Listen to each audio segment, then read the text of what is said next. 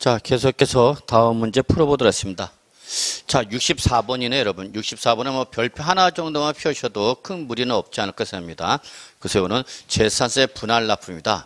이미 물납은 시험에 나왔습니다. 개별 문제로 물납이 나왔기 때문에 물납은 제끼고 그냥 분할 납부가 물납 형식으로 출제가 될 수 있기 때문에 분할 납부 한 번 정도 확인하고 갑시다라는 얘기입니다. 옳지 않은 거 물어봤죠? 자, 1번 재산세 납부세액이 250만 원 초과 맞나요? 예, 요게 바로 올해 2020년도 개정된 내용이죠.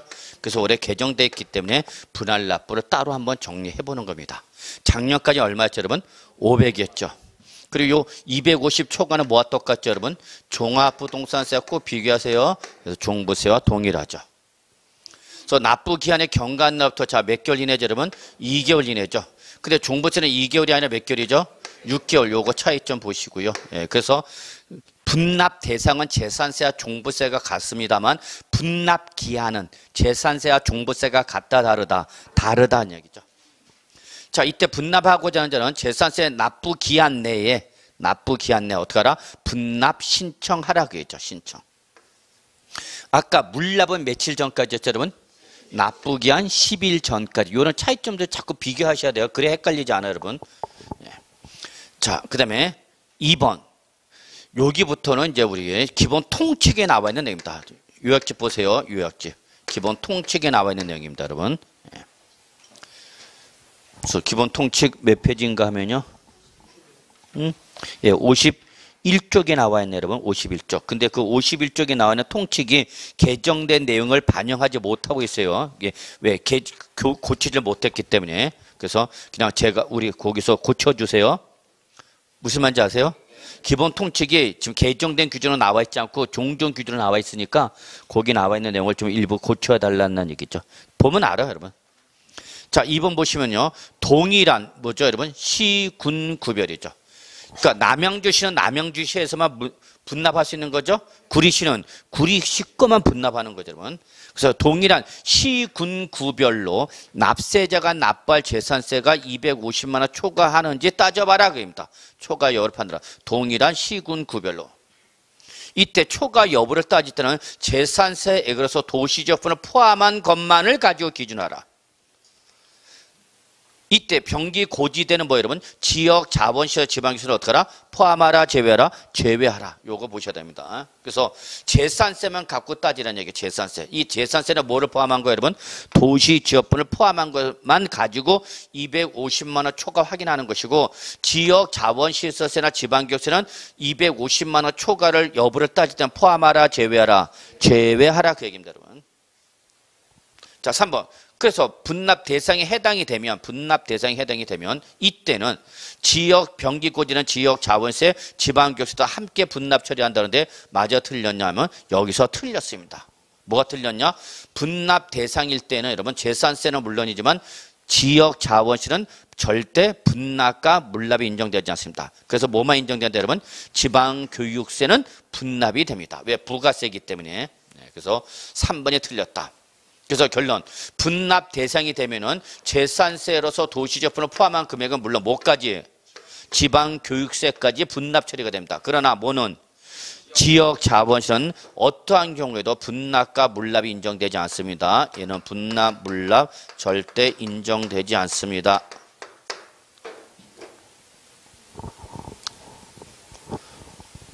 자, 4번, 5번 볼까요?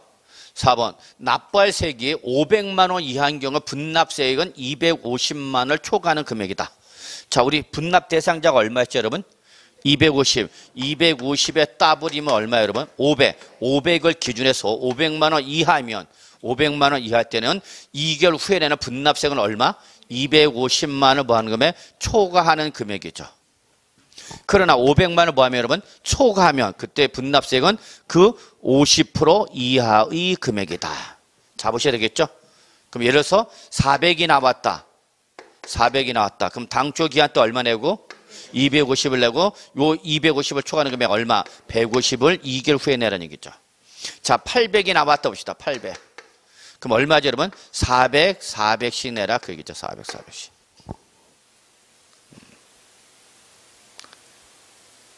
그래서 요 말을 말한다 보시면 되겠고요. 자, 5번. 지방자치단체장이 분납 신청을 받은 때는 자, 이미 고지서, 고지한 납세고서 얼마짜리죠, 여러분? 400짜리죠. 요거를 납부기한 내 납발 납세고지서 얼마짜리 여러분? 250짜리 하나. 그 다음에 분납기한 납발 납세고지서 한 장. 얼마짜리 한 장? 150짜리. 장 몇 장으로? 2장으로 어떻게 해서 구분해서 수정 고지하라. 고지서 당초 몇 장 날라왔어? 한 장 날랐죠? 이걸 몇 번을 나누겠다는 얘기야? 2번으로. 그래서 2번으로 2장으로 끊어줘라. 그 얘기야, 여러분. 무슨 말인지 이해하셨어요, 요거? 예. 그래서 고지서가 몇 장 날라왔는데 한 장 날라왔는데 그 한 장 날라온 게 얼마 초과하다 보니까 250만 원 초과해서 난 몇 번을 나눠서 낼게? 2번. 그러니까 요 고지서를 몇 장으로? 2장으로 수정 고지해 주라 그 얘기죠. 그래서 400일 때 얼마? 250, 150. 800일 때는 400, 400. 이렇게 몇 장으로? 2장으로 구분해 주라 그 얘기입니다. 이해하셨나요? 이해돼요? 예. 됐어. 여기까지만 가. 여기다 조금 사례별로 풀기는 또 그렇고. 지난번에 이거 사례를 문제 풀어봤던 거 기억 있어요? 지난번 풀어봤었죠? 뭘 물어보겠어?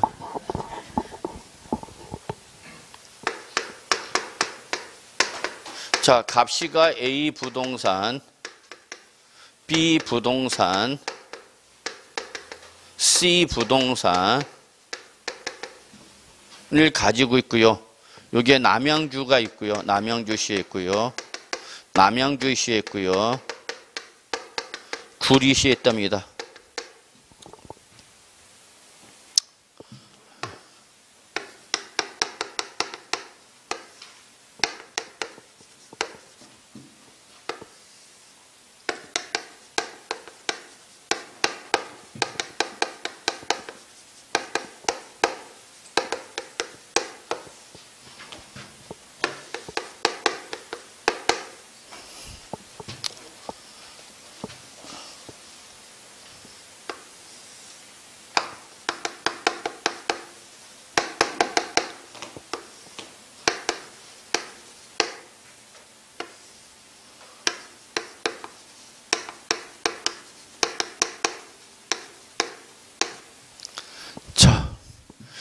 남양주 쉽게 여기 뭐 A가 150만 원 하고 여기가 얼마 지방교육세가 1은 2, 50, 30만 원 나와야 되겠죠? 요거 몇 프로야? 20%죠. 도시지역분을 포함한 지방교육세 때릴 때는 도시지역분을 포함한 제외한 요것만 갖고 20% 때리는 거 여러분. 도시지역분에 이래서 뭐 40만 원 나왔다 봅시다. 자, 지역 자본시설세 뭐 100만 원 나왔다 볼까요? 100만 원. 자, 남양주께 또 있네요. 100만 원 있고, 뭐, 100만 원. 20만 원. 30만 원. 구리시가 400만 원. 500합니다.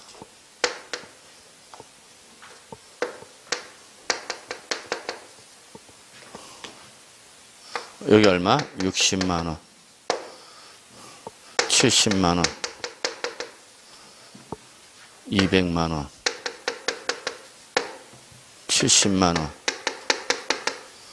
자, 왜 이렇게 나왔어요? 왜 이렇게 많이 갖고 있어갖고 속이냐? 자, 그래서 A, B, C 부동산 3개를 갖고 있는데 2개가 어디 있고 그러면 남양주시, 그리고 구리시 하나, 그리고 이때 재산세 나왔죠. 자, 그러면 일단은 분납 대상자 파악이 되겠죠. 그러면 이제 일단 얼마 초과해야 되는가 여러분? 250만 원 초과 따져야 되겠죠. 이때 250만 원 초과를 따질 때는 어떻게 따지라는 얘기 여러분? 예. 뭐를 가지고? 재산세로서 도시적분을 무한금에 포함한 거죠. 근데 여기서 중요한 말은 요거죠. 동일한 시, 군, 구별로. 즉 누가 때리는 거니까 재산세는 시장, 군수, 구청장이죠. 그럼 여러분 생각해봐. 얘는 지금 남양주시 2개 있죠? 그럼 이 2개 다 누가 때려? 남양주시장이 때리겠죠. 그러니까 이때 분납 대상자 때 때는 요거 하나씩 갖고 따지는 것이 아니라 요걸 뭐한 금에? 합한 금에 합한 걸로 갖고 따지라고. 이건 합쳐 못 합쳐? 못 합치 이건 구리 거니까. 그래서 요걸 가지고 합치란 얘기죠. 자, 합쳤더니 요것 지금 얼마 여러분? 150, 40이 나왔죠? 그럼 얼마야? 합하면 190, 100만 원, 30만 원. 자, 이렇게 하면은 분납 대상자가 있어 없어? 없죠. 근데 분납 대상자 여부를 따지는 개별로 따지는 것이 아니라 어디에 쓰니까 남양주시 있는 거래요. 요거를 남양주시 걸 뭐한 금액? 합한 금액. 요거를 가지고 따지라는 얘기죠. 그럼 요 합한 금액은 얼마 되는 거예요, 여러분? 250, 290, 320만 원인가요? 예. 합해서 얼마? 재산세와 도시재법 포함하랬잖아. 포함한 금액을 가지고 따지라고 했잖아. 그리고 여기에 포함 뭐는 지방교육세, 지역세 포함하라, 포함하지 마라, 포함하지 말고 요것만 가지고 분납 대상 여부 확인하라는 얘기야. 그럼 요거 금액을 가지고 분납 대상자 아니야? 분납 대상이죠. 합쳐서 얼마 초과했으니까 250을 초과했으니까. 그럼 이때 분납 대상 확정이 되면은 분납하는 거는 이거는 물론이지만 모두 지방교육세도 같이 뭐 하라는 얘기야? 분납하라 그 얘기죠. 그러나 본세가 분납 대상이라도 뭐는 지역 자유세는 절대 분납과 물납이 인정되지 아니한다 그 얘기가 되겠습니다. 이해되시나요? 자, 이거 사진 하나 찍어 놓고요. 여러분 좀 이해를 해 주시기 바랍니다. 이게 동일한 시, 군, 구별로 따진다는 의미가 되겠습니다. 그래서 이렇게까지 시험에 나오지는 않겠지만요. 우리 여기 나와 있는 문제 갖고는 좀 정리해 주시고 그 문제의 의미를 이해해 주시기 바랍니다. 그래서 분납, 물납은 동일한 시, 군, 구별로 따져라 그 얘기입니다. 됐나요? 넘어가도 될까요 이제? 예, 다른 문제 풀겠습니다. 자, 69번인데요. 자, 69번 예, 생략하겠습니다. X죠? 한번 풀어봐. 여러분이 심심할 때. 그래서 여기서 우리가 딱 정리할 건 하나예요, 여러분. 문제 69번은 뭘 물어보는 거죠, 여러분? 세부담 상한. 세부담 상한. 이상하게 계산 문제 푸니까 다들 싫어하더라고요. 어차피 교수님 우리 세법은 계산 문제 나와도 한 문제 정도밖에 안 나온다면서요. 그래요.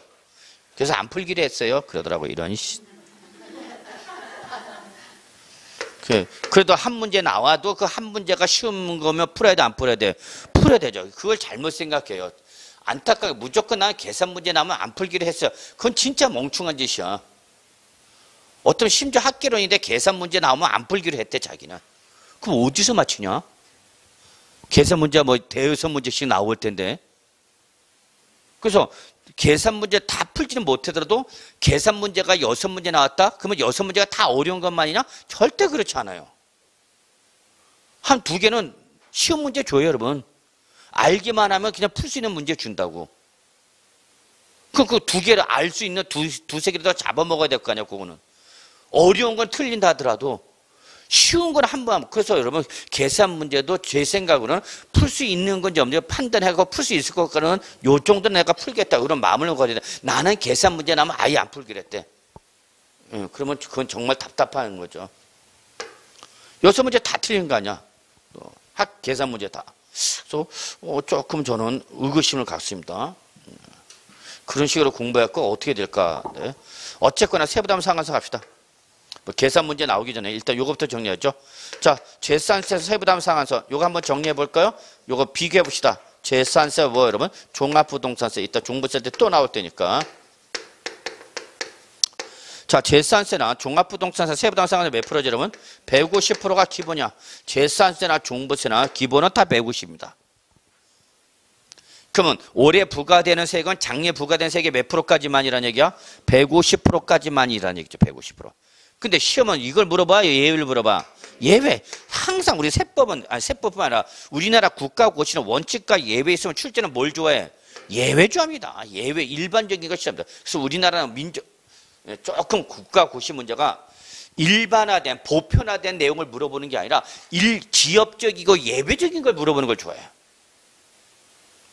미국 공인회계사 시험을 본다. 그럼 미국 공인회계사 시험 같은 경우는 어떻게 했냐면 일반적인 걸 물어봐요. 보편적인 걸 물어봐. 예외적인 걸 물어보는 게 아니라 일반적이고 어떤 보편화된 걸 물어보는데 우리나라 국가고시는 일반적이고 보편적인 걸 물어보지 않고 뭐 예외적이고 지엽적인 걸 물어봐. 그러니까 본과 주가 바뀌는 거죠. 그 왜 그런지 모르겠어. 그래서 출제는 오면 원칙을 물어봤는데 원칙을 물어보지 않고 뭘 물어봐? 예외. 자, 그럼 재산세 예외는 뭐죠, 여러분?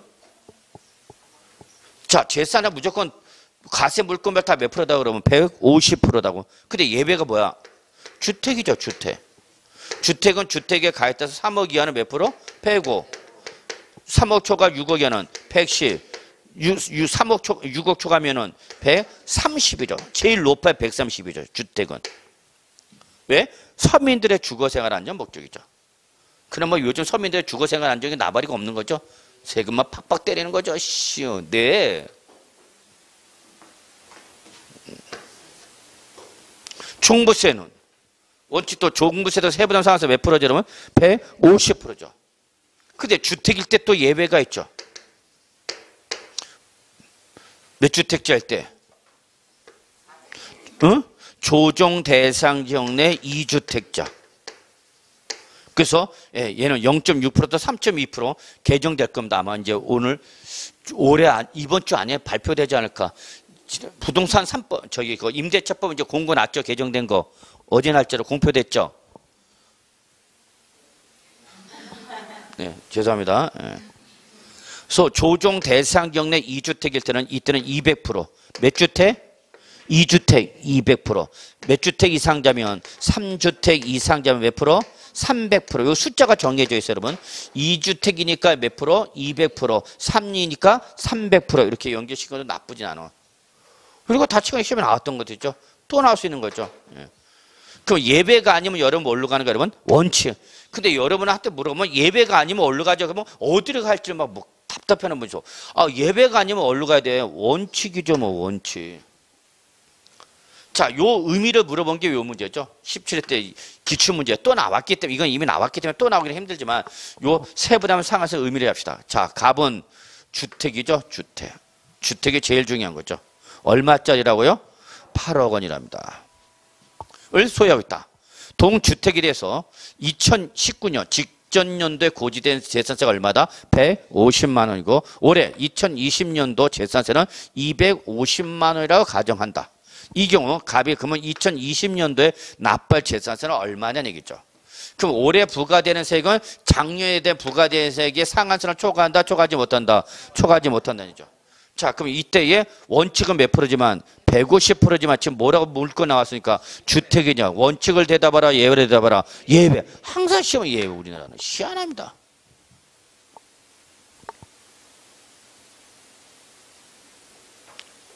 예외. 그럼 이 공시가 얼마 제시가 됐어요? 8억. 8억은 얼마를 하라는 얘기야? 130% 하라는 얘기죠. 이 8억이라는 걸 왜 얘기한 거야? 가액에 따라서 세부담 상한선이 달라지는 거죠. 자, 그러면 장려 부과단세가 얼마? 150만 원 결국 상한선 몇 프로 잡으라는 얘기야? 130% 잡으라는 얘기야. 그럼 얼마 여러분 여기에? 응? 195만 원? 응. 195만 원이 올해 부과되는 뭐가 되는 거야? 그러면 상한선이죠. 여기까지만 내는 거죠. 여기까지만. 그래 지금 얼마 나왔으니까? 얼마 나왔어 어렵게? 250. 그럼 250을 다 낸다고 안 낸다고? 안 낸다고. 얼마 내라고? 195만 원만 내라는 얘기죠. 그럼 195만 원 초과하는 금액은 있다 없다? 없는 거로 보라는 얘기죠. 이게 뭐야 여러분? 세부담 상한선이죠. 이게 재산세, 종부세 공통사항입니다. 예. 이것도 한번 좀 정리해 두시기 바랍니다. 세부담 상한. 그래서 재산세, 종부세 자꾸 비교해 두셔야 돼요. 예. 잡았어요? 예. 저는 자꾸 사진 찍으라고 그러죠? 예, 그래서 세법은 어차피 여러분 따로 시간 내서 공부할 시간이 없잖아. 예, 민법 공부해야 되잖아. 학기론 해야 되잖아. 공법 해야 되잖아. 세법은 언제 할지 모르잖아. 그럼 언제 하냐? 짜투리 시간 있을 때 하라고. 예. 밥 먹으러 가서 대기할 때 수다 떨지 말고 핸드폰 쳐다보라고. 그 찍은 거 보라고. 짜투리 시간에도 세법 좀 보라고. 자, 넘어갑시다. 70번 갑시다. 거주자 갑은 2020년 2월 10일 날 거주자 을로부터 국내 소재 상업용 건축물인 오피들이 아닌 걸 취득하고 2020년 10월 현재 소유하고 있다. 이 경우 2020년도분 갑의 재산세 관한 설명 틀린 것은 단 사기나 그 밖에 부정한 행위 및 수시부가세는 없다. 바로 2012년도 기출문제입니다. 적으세요. 여기 종합문제죠. 아, 레벨이 점점 높아지고 있죠. 종합 문제. 별표 3개짜리죠. 저는 뭐 올해 반드시 나올 걸 봅니다. 네. 이걸 통해서 이것저것 재산세 다 물어보겠다는 얘기죠.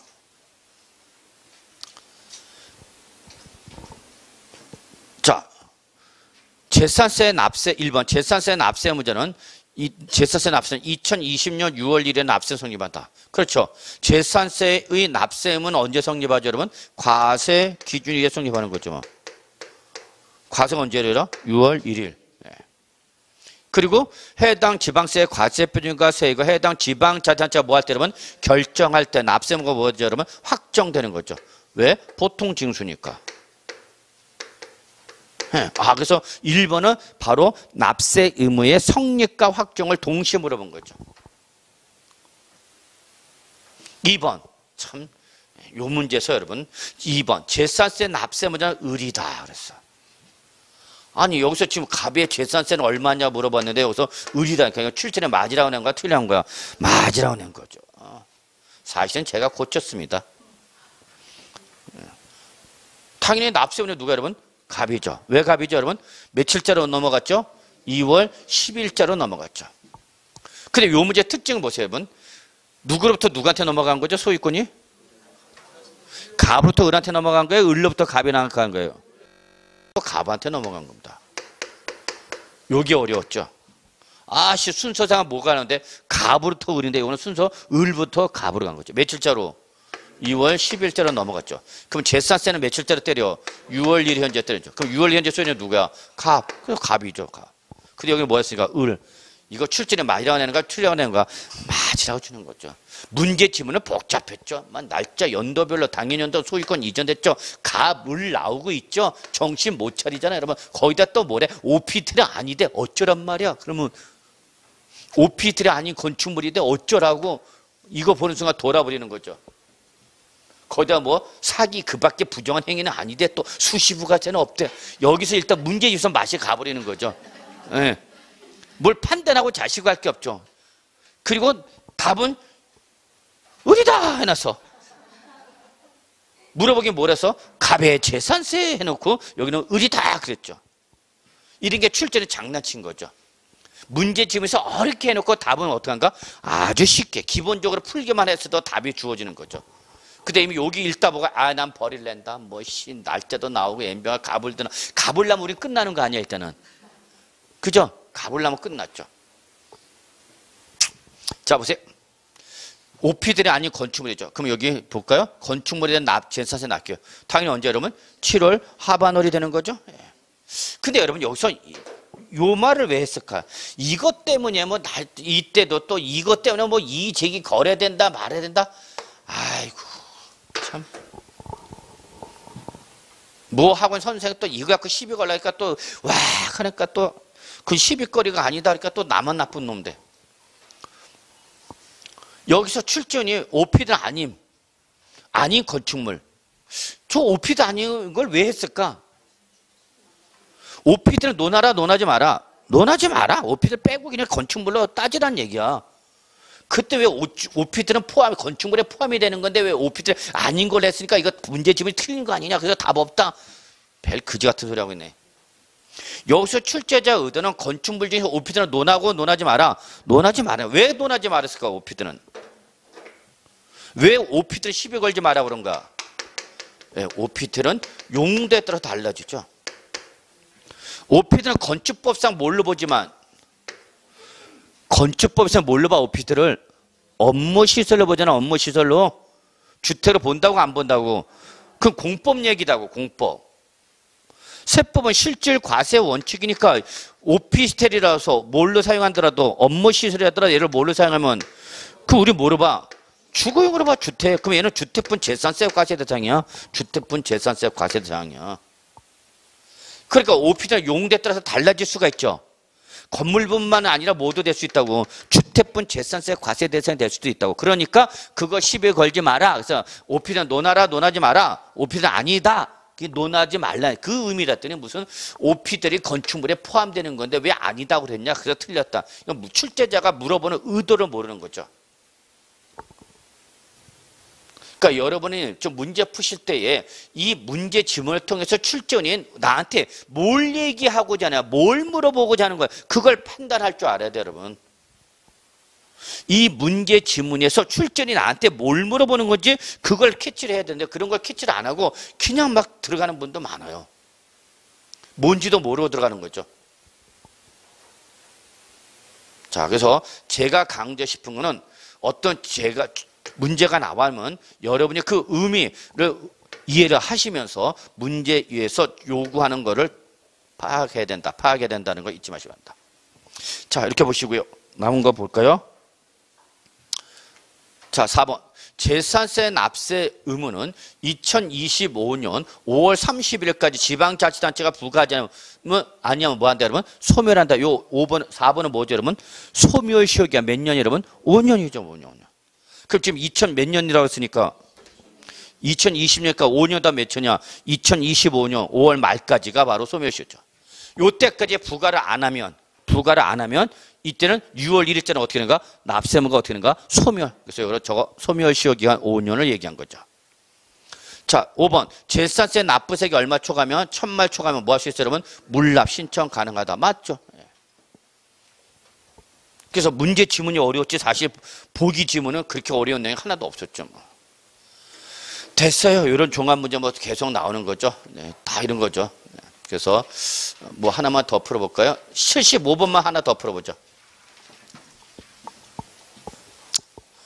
자, 75번 무슨 문제죠? 30회 문제죠. 30회.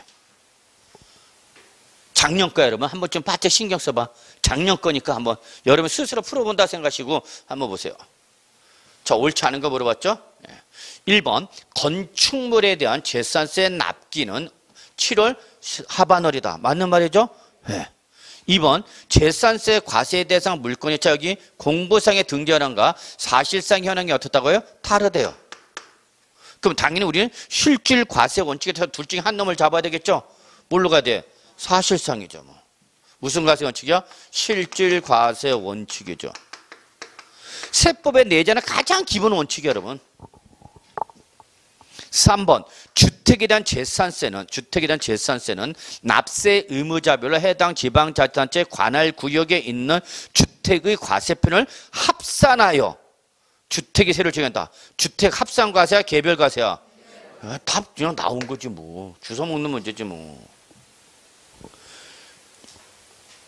올해 그렇죠. 작년에도 여러분한테 계속 강조했던 재산세는요 무조건 재산별 개별 과세입니다. 개별 과세입니다.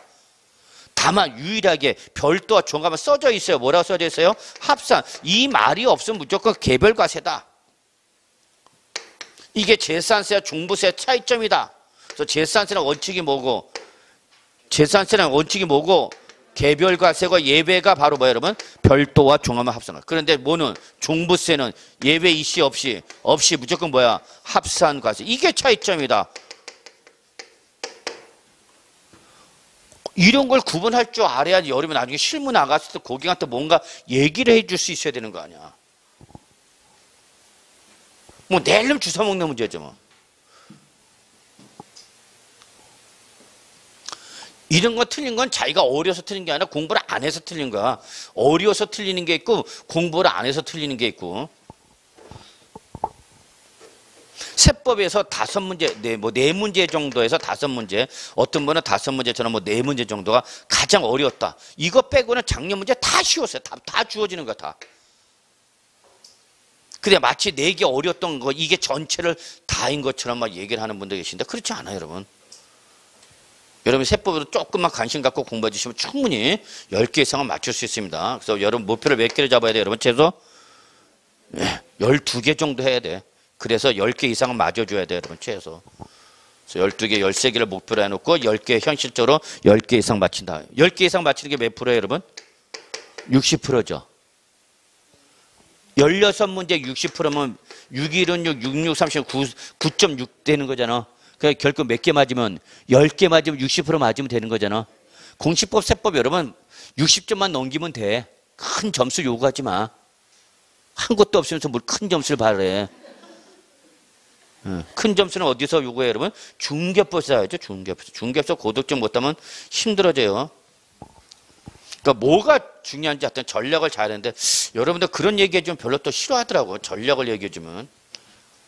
자, 갑시다. 4번 지방자치단체의 장은 재산세 납부세로서 도시적분을 포함한 금액이 얼마 초과하면 1,000만 원 초과하면 그때는 납세 문제 신청을 받아서 어디 있는 해당 지방자치단체의 관할 구역에 있는 뭐로 부동산으로 뭐 할 수 있어요? 여러분 물납을 할 수 있죠. 그러면 남양주시 물납하려면 어디 있어야 돼? 부동산이 남양주시에 있는 거라면 물납할 수 있다는 얘기죠. 그 얘기야 여러분. 다만 물납이니까 얼마 여러분? 1,000만 원 초과. 이게 분납이면 얼마? 250만 원 초과. 그런 것만 바뀌어진 것만 확인하면 돼. 아무것도 아니야 여러분. 5번 취득세 중과대상의 별장과 고급주택에 대한 재산세 과세표는 시가편액의 100분의 60이다. 아주 그럴듯하죠. 뭐죠 여러분? 사치성 재산이죠. 그러나 주택인 이상 무조건 공정시장가표는 몇 프로예요 여러분? 60%죠. 토거는 70, 주택은 60. 그 얘기죠. 그래서 주택이기만 한 별장이고 고급주택 나버리고 있어 없어? 없어. 그냥 60%죠 여러분. 됐나요? 자, 그다음에 이제 우리 종부세 갑시다. 자, 지상 매스컴을 통해서 여러분 많이 들어오셨죠? 내년 종부세 어떻게 한다? 왕창 강화죠. 왕창 강화. 근데 우리는 몇 문제밖에 안 나온다? 하나. 많으면 2문제. 근데 평균적으로 1문제. 요런 게 이제 여러분 공부할 때 알량한 거. 이걸 해 말어. 안 하자니 하나는 꼭 나오고 하자니 또 공부 양에 비해서 문제수는 어떻게 하고 적고 이런 게 좀 고민하는 거죠 뭐. 사실 뭐 이런 종부세, 부동산 임대 사업소도 이런 거는 시험, 저는 제 입장에서는 시험 보기 전에 한번 보고 들어가는 수밖에 없어. 시험 보기 전에. 그 전에 우리 가장 기본적인 취득세, 재산세, 양도소득세에 또 조세총리 집중해 주시고 시험 보기 전에 한 문제짜리 보고 들어가면 돼. 어차피 그 전에 봐도 기억 안 나잖아. 어차피 오늘 봤어도 다음 주에 우리 또 해맑아지잖아. 항상 우리는 새로워지잖아. 자, 그래서 사실 공부하는 분 입장에서는 종부세를 할 거냐 말 거냐. 저는 하십시오라고 얘기하고 싶은 거죠. 어차피 공인중개사가 돼갖고 고객한테 종합부동산세를 뭘 설명을 못하면 남양주도 종부세 대상자를 많을 거 아니야. 자, 결론부터 말할게요. 한 문제 정도 나오니까 여러분 기본적인 것부터 먼저 잡아놓고 어차피 얘 어려운 거 나오면 그 한 문제 틀리는 거예요 여러분. 그래서 여러분 기본적인 거는 해놓고 그걸 벗어나면 어쩔 수 없다. 그렇게 생각하는 것도 나쁘지만은 않아. 무슨 말인지 이해하시겠죠? 그래서 여러분이나 종부세는 한 문제 정도 나온다 보시면 돼요. 자, 그럼 일단 제가 여러분들 강조하고 싶은 건 종합부동산세 일단 여러분이 보셔야 될 게 있죠. 그게 바로 여러분 67페이지 나와 있죠. 유학집 67페이지 보세요. 작년에 강의할 때도 제가 그랬어요. 분명히 67쪽에 2020년도 과세대상별 과세요건 세액 계산 요거 박스 있죠? 별표 3개짜리죠? 거기 그 좀 2019년도가 아니라 2020년도로 고치라고 그랬죠? 그리고 공정시장가표를 몇 프로 올해는 90%죠? 그거 좀 고치라고 그랬어요. 이게 제일 중요해. 이 세 가지 주종별 그 중에서 제일 잡아야 될 게 뭐야 여러분? 주택이야. 종합과 별도는 차이만 보시면 돼요. 주택을 먼저 잡으셔야 돼요. 주택. 그래서 과세 요건별 박스 있죠 여러분? 그 중에서 뭐부터 잡는다? 주택. 이거는 꼭 잡아야 돼. 그리고 종합합산 과세토지, 별도합산 과세토지는 주택과 다른 점만 봐주시면 되죠. 그렇게 마냥 많지도 않아. 다음 페이지 넘어가세요. 68조. 이제 뭐죠 여러분? 부가징수. 종합문제용 대비죠. 부가징수. 그리고 추가로 좀 보충해 줄 것이 여러분 어디 오시냐면은 60조 오셔갖고요. 60조. 1세대 1주택자 있죠. 별표 2개 1세대 1주택자. 그래서 요 정도만 합시다 그랬어요. 요 정도만. 작년에 사실 요 정도만 하고 나머지 한번 흩어보시고 뭐 되면 되는 대로 안 되면 안 되는. 그러나 요 정도는 좀 잡아달라고 그랬어. 그래서 한 문제 나온 것도 어떻게 운이 좋으면 맞출 수 있게끔 쉽게 나오면 맞출 수 있게끔 요 정도는 하자. 그러니까 여러분 버릴 때라도 기본적인 것이 쉬운 게 나왔을 때는 맞출 수 있도록 기본적인 건 해놔야 돼 여러분. 아예 전체를 안 하면 큰일 납니다 여러분. 또 중복세 안 한다 그래갖고 어떤 분은 중복세 자체를 안 하면 중복세 한 문제 쉽게 나와도 맞춰 못 맞춰? 못 맞춰. 기본적인 건 해놔야 된다는 얘기야. 기본적인 건. 그래서 저는 그 정도는 하라. 그죠? 자, 갑시다. 어쨌거나 다음 문제. 네. 문제 2번 보죠. 문제 2번. 다음은 종합부동산세의 납세지와 과세권자죠. 납세지와 과세권자가 나섭니다. 틀린 거 개별 문제를 출제될 가능성은 없어요. 네, 그러나 여기서 우리가 좀 정리할 게 있어서 그런 거죠. 자, 1번 종합부동산세 과세권자는 납세를 관할하는 누구다 여러분? 세무서. 이게 바뀌는 거죠. 왜? 종합부동산세 여러분 다 아시는 뭐니까? 국세죠. 자, 우리가 지금까지 했던 건 뭐 여러분? 지방세. 그러다 이제 지금 우리 얼로 넘어왔다 여러분? 국세. 그럼 국세로 넘어오면서 지방세에서 국세로 넘어오면서 달라진 첫 번째 뭐가 달라져? 과세권자가 달라져. 여태까지 우리 취득세, 등록면에서 재산세는 지방자치단체장이 과세권자였죠. 응? 그 중에서 취득세, 등록면에서 재산세는 과세권자가 같아 달라? 다르죠. 그래서 취득세, 등록면에서 재산세, 과세권자는 기억해 두셔야 됩니다. 그래서 기억이 나나? 자, 취득세는 누구죠?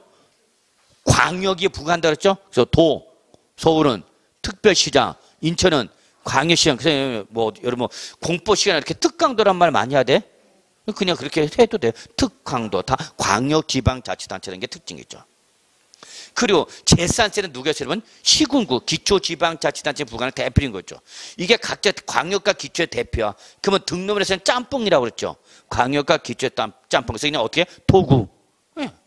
그리고 모든 지방세는 누가 나온다 그러면 특별자치시, 특별자치도. 얘들은 지방자치법에 의한 지방자치단체가 아니라 특별법에 의한 지방자치단체이기 때문에 바로 여러분 잘 아시는 세종자치시, 제주특별자치도 다 여기 특별법에 의한 지방자치단체니까 모든 지방세의 과세권자.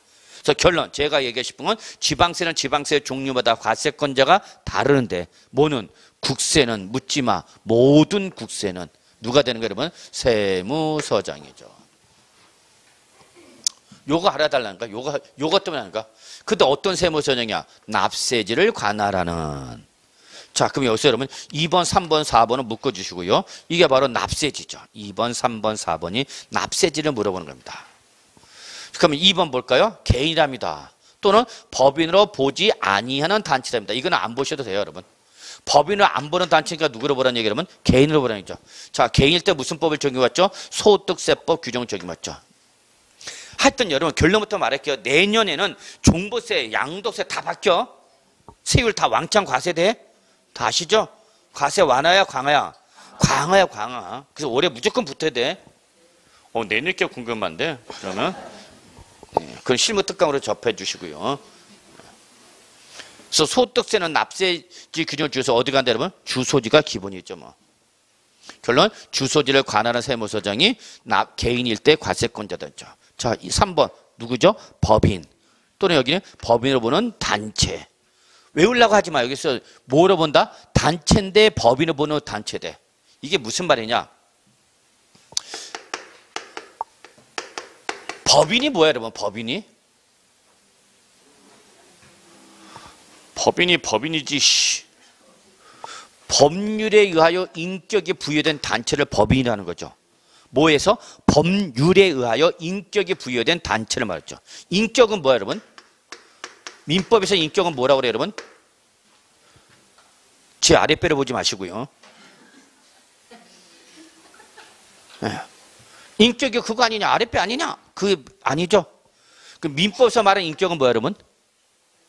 법률상 권리와 의무의 주체가 될 수 있는 지위 또는 자격, 즉 법률 행위를 할 수 있는 지위, 자격이 있냐 없냐. 그러면 그러한 지위와 자격이 법에서 부과된 게 바로 뭐다 여러분? 법인이죠. 근데 자연인은 출생하는 순간 자동으로 뭐가 부여돼? 인격이 부여되죠. 이런 말 안 하나? 민법 할 때?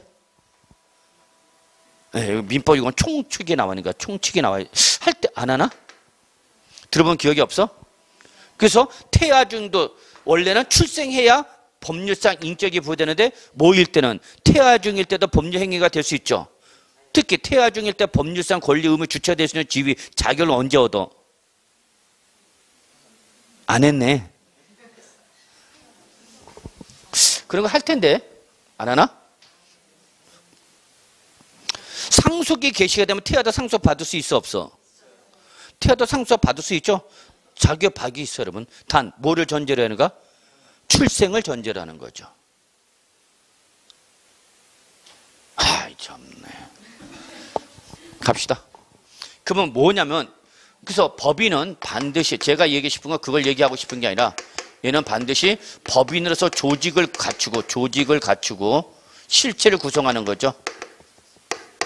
그리고 여러분 법인은 항상 뭐야 여러분? 법인 등기를 해야 됩니다. 법인 등기. 근데 실체는 갖췄는데 등기를 하지 아니한 법인은 우리는 뭐라 하냐면 법인격 없는 법인. 그런 말 들어보셨나요? 법인격 없는 법인? 네. 법인격 없는 법인은 법률상 어떤 조직은 구성이 되어 있는데 뭐가 안 된가? 법인 등기, 형식적 요건이 구비가 안 된 거야. 그럼 얘를 법인을 볼 거냐 안 볼 거냐? 세금 때릴 때 어떻게 할 거냐? 그때 국세기본법에서 일정한 조건을 충족했을 때는 비록 뭐를 하지 않았더라도 법인 등기를 하지 않았더라도 법인으로 봐라라는 게 규정이 있어. 그러면 법인을 보는 단체가 아니면 그때는 법인을 보지 마라. 그럼 누구로 보라는 얘기야? 개인으로 봐라. 그런 말이 있는가? 그래서 여러분 이건 여러분한테 물어볼 만한 내용은 안 돼. 그래서 여러분 제가 얘기하고 싶은 건 2번은 뭐만 보이시면 되고 개인, 3번은 법인. 요거까지는 안 보셔도 된다. 그겁니다. 그럼 법인은 법인세법의 규정을 적용받죠? 그래서 여기는 어디로 한다 여러분? 본점이나 주사무소 소재죠. 자 여러분 여기서 본점 어떤 법인 했죠? 그렇죠. 영리법인, 주사무소, 비영리법인. 그러면 제가 얘기하고 싶은 거는 뭐는 종합부동산세는 상법상 누구는 물론 영리법인은 물론 누구도 비영리법인도 납세무 있다 없다? 있다 그 얘기죠. 자 4번 국내 사업장이 없고 국내 원천소득이 발생한 자 여러분 이것도 그렇죠. 외국법인. 그러니까 여러분 2번, 3번, 4번은 다 외우려고 하지 마. 그냥 뭐만 잡으면 돼. 키워드만 잡아. 키워드. 얘는 개인한테 물어보네. 그러면 소득세법 규정을 적용해서 주소지로 간다. 법인을 물어보네. 그러면 법인세법 규정을 적용해서 본점 또는 주사무소 소재지로 간다. 근데 여기는 뭐야 여러분? 외국법인. 하나 더 적어 위에다가. 비거주자죠. 그럼 비거주자인 개인이나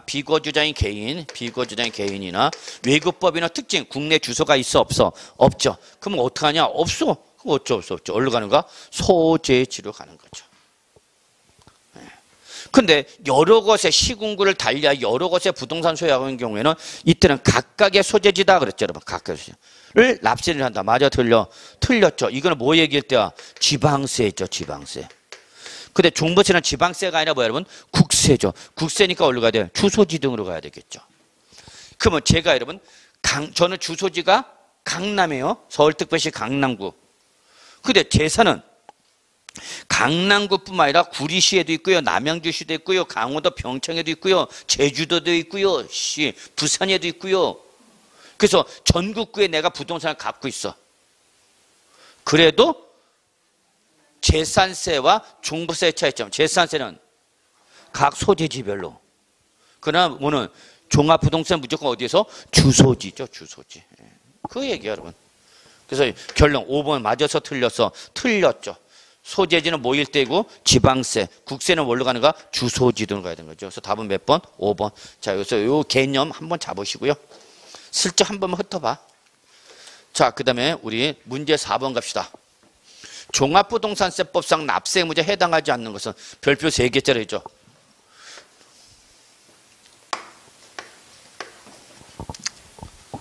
단 아래의 개인과 법인은 모두 과세를 이제 주택분 또는 토지분에 미칠죠. 뭐를 전제로 한다 여러분? 재산세 납세의무자. 항상 종부세는 뭐를 전제로 하죠 여러분? 재산세 납세 의무를 전제로 하는 거죠. 재산세가 부과되지 않는데 종합부동산세가 부과되는 경우 있다 없다? 없죠. 그럼 우리 여러분 종합부동산세 과세는 딱 몇 가지야? 3가지. 우리 어떻게 해서? 주종별이죠. 주택은 얼마 초과 공시가격이 6억 원, 종합은 5억, 별도는 80억 원. 다 뭐 하는 거야, 여러분? 억 원을 초과하는 거죠. 그래서 이거 어떻게 배웠죠, 우리? 주류, 종호, 별 80. 이것도 안 해오면 자기가 공부 안 한 거야.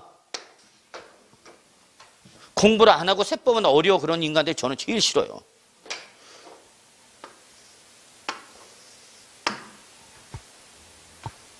세번 맞고 답이 딱딱 떨어진 게 어디 있어? 주죽종어 별팔공. 정보 때문에 손가락 마디마디에도 적어와라 그랬어. 그러면 국내는 재산세 과세가 나왔죠? 주택이죠.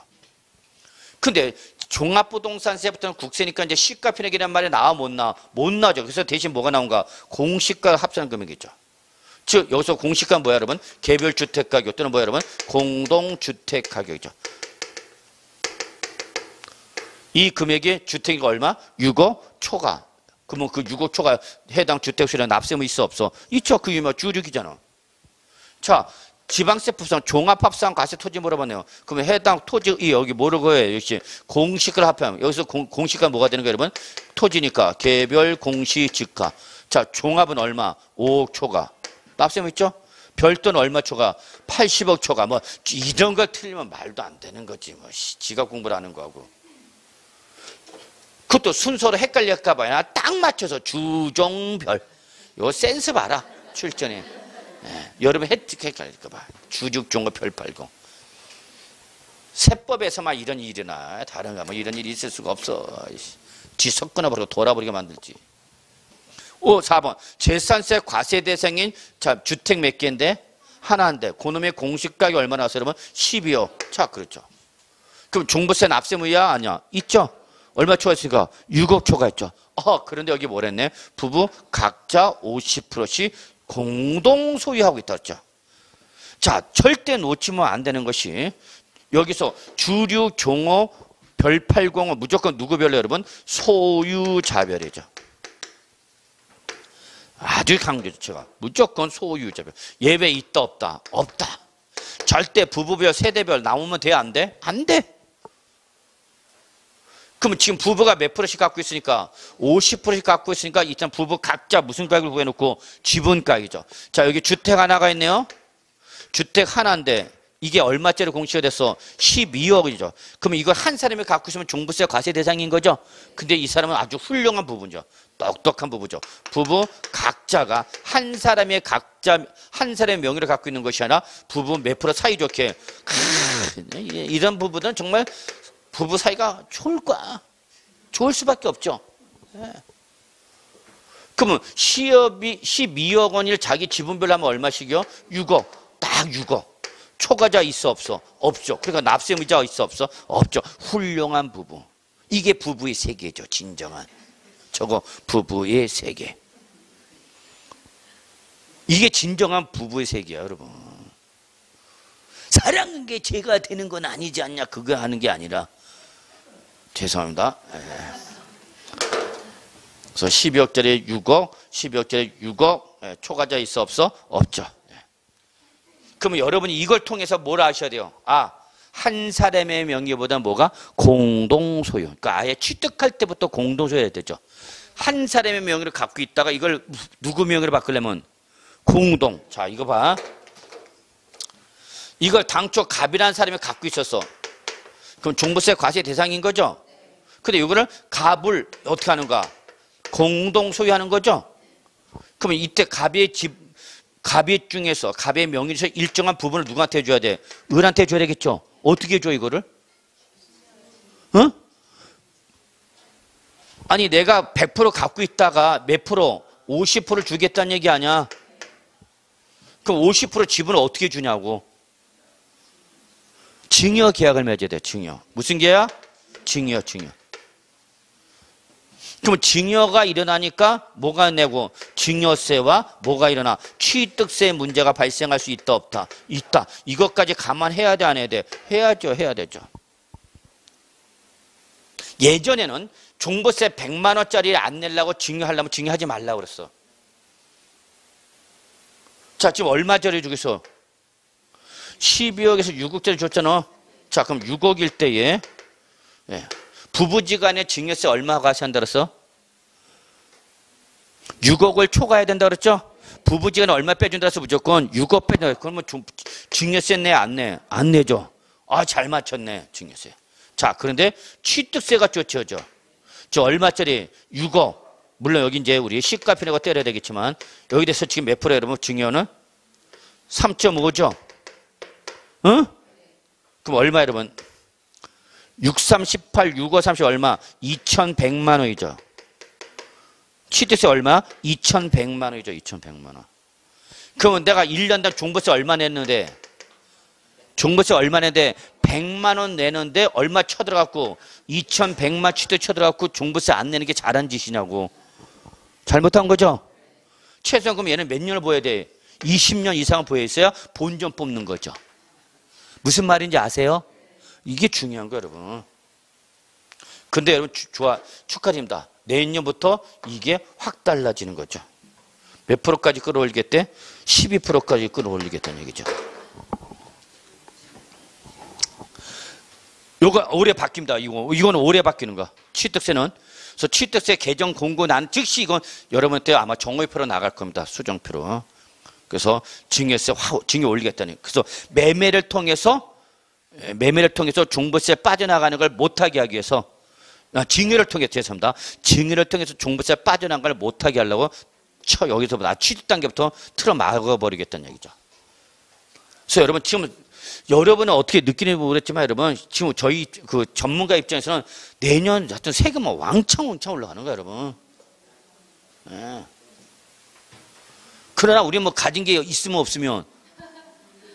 없으면 뭐 문제가 될 게 있어 없어? 없죠. 자, 우리 고민은 있는 사람만 고민하는가? 이해하셨어요? 예. 자, 마무리합시다. 5번. 종합합산가액 얼마 초과하죠? 5억 초과. 근데 여기 이번에 개인이 아니라 뭐야, 여러분? 법인. 개인, 법인, 단체 구분해야 안 해? 안 하죠? 다 있죠. 그래서 여러분 결론 냅시다. 종부세는 예외 이시 없이 무조건 누구별로? 소유자별로 뭐야, 여러분? 주류, 종호, 별팔공. 요거는 꼭 갖고 갑시다. 고사장이 갖고 가셔야 됩니다. 자, 여기까지 하고요. 예, 조금 쉴까요? 예, 10분 쉬죠.